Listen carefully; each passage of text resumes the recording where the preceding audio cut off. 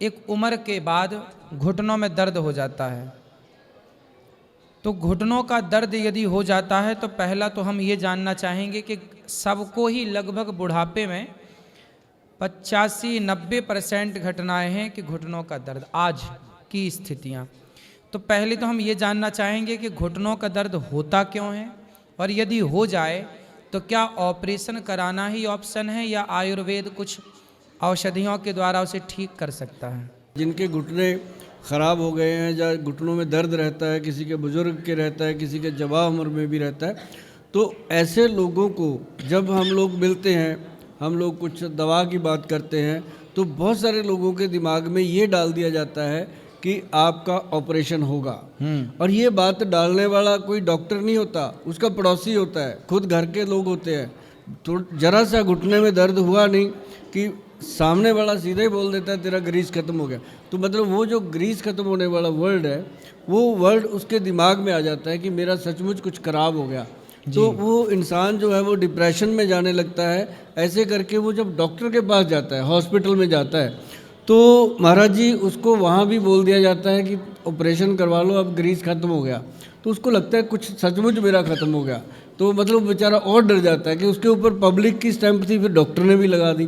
तो घर पे आके जब वो मशवरा करता है, बड़ी सुनने वाली बात है, आम लोगों की ये बात है, घर घर की रोज़ की बात है जो हो रहा है, कि वो घर पे आकर के जब अपने बच्चों से बात करता है तो उसको एक मुसीबत खड़ी हो जाती है कि मेरे बच्चे की इतनी कमाई भी नहीं है, बेचारा कहाँ से ऑपरेशन का खर्चा करेगा। उसको टेंशन उसकी भी आ जाती है, फिर बच्चों को आ जाती है। बच्चे कहते हैं कोई बात नहीं पापा, करवा लो, आपने सारी उम्र किया है, जबकि वहाँ ऑपरेशन की ज़रूरत नहीं होती। ऑपरेशन की ज़रूरत मुश्किल से 10-12% लोग हैं जिनको होती है महाराज जी, कि जो लोग मतलब उठ नहीं सकते। मान लो बेड से उठा के कोई और उनको बाथरूम करवा रहा है या कोई और उनके कपड़े चेंज कर रहा है, घुटना चल ही नहीं रहा, तो उसको तो हम भी कह देते हैं कि भाई 4 दिन जीना है, तू अच्छे से जी ले, ऑपरेशन करवा ले। अब जो चल रहा है, गाड़ी में बैठ रहा है, सब्जी खरीद के ला रहा है, या बाहर अंदर जा रहा है, रिश्तेदारियों में जाता आता है, तो उसको भी अगर कह दिया जाए कि तेरा ऑपरेशन होगा, तो ये एक बात समझ में नहीं आती। उसके लिए आयुर्वेद में अपनी रसोई घर में बहुत कुछ पड़ा है। अगर उसको बता दिया जाए कि भैया सौंफ, जीरा और अजवाइन का पाउडर बनाओ, उस पाउडर को कैसे बनाना है वो बड़ा सिंपल है। इन तीनों चीज़ों को बराबर मात्रा में आप लोगे तो मुझे लगता है कि आज महाराज जी के माध्यम से हम सबको बहुत फ़ायदा होने वाला है इन बातों का। जो मैं चंडीगढ़ में बैठ कर के लोगों को देखता हूँ, पंजाब सारा मेरे पास आता है, हरियाणा आता है, लेकिन आज मेरा मन था कि मैं भगवान श्री कृष्णा जी की नगरी में आकर महाराज जी के समृद्ध बैठ कर के अच्छे से आप लोगों से बात करूँ। तो जो जीरा, अजवाइन और सौंफ है, ये मतलब आप देखेंगे इसका चमत्कार होता है। इसको तवे पे रोस्ट करके अच्छे से भून करके इसका पाउडर बना के रखिए, हर घर में होना चाहिए। ये ध्यान रखिएगा, हर घर में होना चाहिए, चाहे घुटने दर्द करें चाहे ना करें। जो खाएगा, जिसके घुटने दर्द नहीं होते उसको कभी होंगे नहीं, जिसके हो रहे हैं उसके कम होने शुरू हो जाएंगे दर्द। क्योंकि अजवाइन जो है वो आपकी गैस को ख़त्म करती है। जो जॉइंट्स के अंदर एक गैस बनती है, वो उसके साथ क्या है, जॉइंट स्टिफ हो जाते हैं और पेन होता है, दर्द होता है। तो इसका मतलब ये नहीं होता कि ग्रीस खत्म हो गया, घुटने में साइनोवल फ्लूइड होता है। ये ग्रीस ग्रूस पता नहीं कौन कहने लग गए हैं, पर ये एक फ्लूइड होता है अपने घुटने में, जो कि अपनी बॉडी के अंदर सिर्फ घुटने ही एक जॉइंट नहीं है जी, 360 जॉइंट हैं अपनी बॉडी के जी। उंगलियों में देखो 3 जॉइंट हैं, हर एक अंग में जॉइंट है, तो हर जॉइंट को ये लुब्रिकेशन चाहिए होता है। तो उसके लिए एक और बढ़िया चीज़ मैं बता दूं, वो है खसखस जो होती है, खसखास जिसको आप बोलते हैं, पोस्त का दाना, उसको ले लो और उसके साथ जो तिल होते हैं अपने, अब तिल वगैरह खाते रहते हैं, जो शीशम के बीज, उसको लेकर के आप बराबर मात्रा में अगर आप उसको रोस्ट करके अच्छे से खाना शुरू कर दो, तो आप देखेंगे कि 5-6 महीने हो गए खाते हुए, शरीर में कुछ अलग ही एनर्जी है, चेंज ही आ रही है।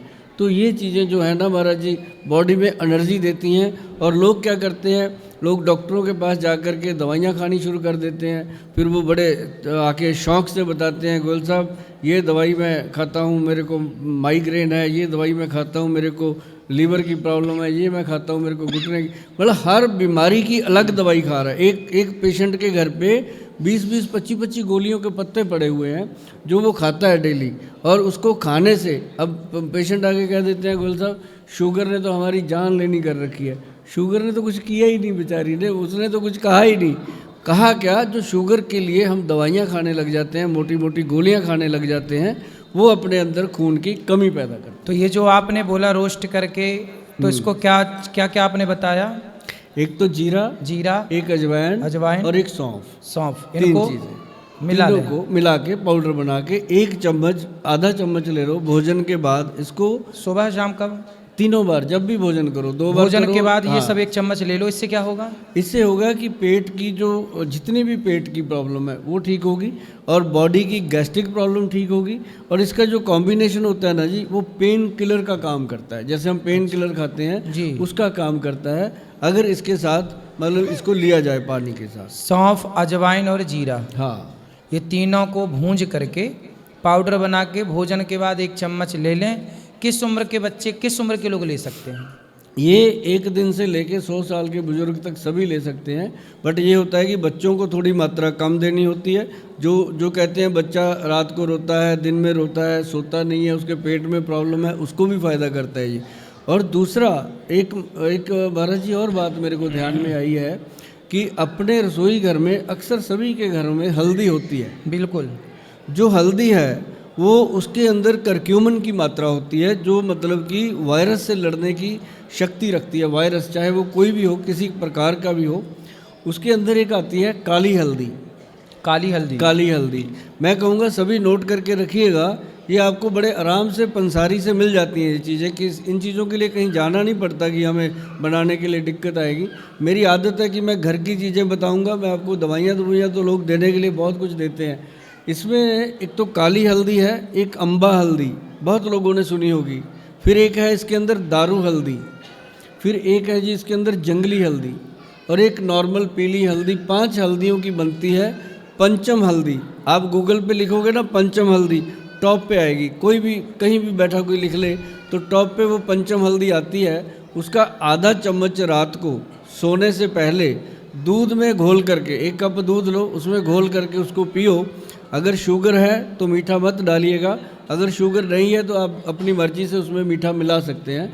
तो उसको पीने से क्या होता है कि जितना भी बॉडी में पेन होता है वो सारे का सारा पेन वो अपने सोख लेती है और हद से हद 10-12 दिन में दर्द में बहुत सारी कमी आ जाती है। और बहुत सारे लोगों को मैंने बताया कि 5-6 महीने खाओ इसको, वही डॉक्टर कह देता है तेरा ऑपरेशन नहीं होगा, जिसने कहा था पहले कि ऑपरेशन होना है।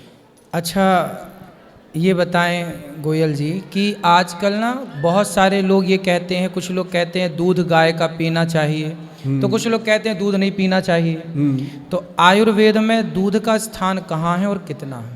दूध का सबसे पहले दूध का स्थान है। अगर कोई बीमारी है तो भी, नहीं है तब भी। अब जैसे हम बताते हैं, बहुत सारे लोग हैं कहते हैं जी आप गोयल साहब बता देते हो हल्दी दूध में डाल के लेनी चाहिए, हमें तो कोलेस्ट्रॉल बढ़ता है। मैंने कहा भाई हमने हल्दी वो नहीं कही जो आप रसोई में रखी हुई है, मैंने पंचम हल्दी बोली है। जो अम्बा हल्दी है और दारू हल्दी है, ये यूरिक एसिड को, कोलेस्ट्रॉल को और जोड़ों के दर्द को कम्प्लीटली कवर कर लेती है। इसको अगर दूध में मिला के लेते रहो तो ये एक अपने आप में बहुत बड़ी औषधि का काम करती है जी। तो सिंपल दूध जो गाय का लगा के जो पीते हैं वो पीना कैसे पिए? पीना सही है कि गलत है? बिल्कुल सही है, वो सही पीना चाहिए। और जैसे कि एक कहते हैं कि दूध जो है वो तुरंत फ़ायदा करता है, घी जो है वो देर से फ़ायदा करता है। दूध के फ़ायदे तुरंत मिलते हैं। ये एक भ्रांति हो गई है कि दूध नहीं पीना चाहिए, वो हम कहीं कहीं कह देते हैं हम भी, जहाँ हमें पता है कि मिलावट का दूध है। हम चंडीगढ़ में रहते हैं, सारा पैकेट का दूध आता है। यदि स्वयं गाय रखे कोई और शुद्ध देशी गाय हो, हाँ, तो उसका दूध तो अमृत है। अमृत है जी, बहुत बीमारियों में फ़ायदा करता है, बहुत सारी बीमारियों में फ़ायदा करता है। जो बाजार का दूध होता है पैकेट वाला, पता नहीं कितना पुराना है, वो दूध के लिए कुछ लोग मना करते होंगे, लेकिन जो शुद्ध देशी गाय आप घर में रखते हैं, हम सब रखते हैं, गाय का दूध सदा से अमृत था, अमृत है और अमृत ही रहेगा।